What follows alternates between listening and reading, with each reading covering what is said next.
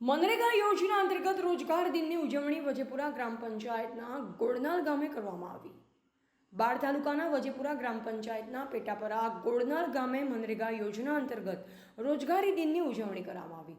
કાર્યક્રમમાં મનરેગાના યોજના અંતર્ગત આવરી લેવાયેલ વિવિધ કામો દ્વારા લોકોને મળતી રોજગારી વિશે વિસ્તૃત જાણકારી આપવામાં આવી અને વૃક્ષારોપણ કરી પર્યાવરણની જાળવણી કરવા માટે અનુરોધ કરવામાં આવ્યો.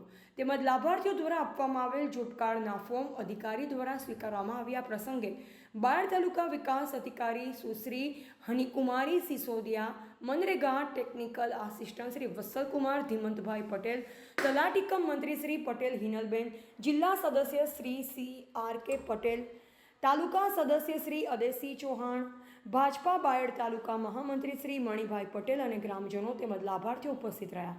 રિપોર્ટર દિનેશ પટેલ, અરવલ્લી.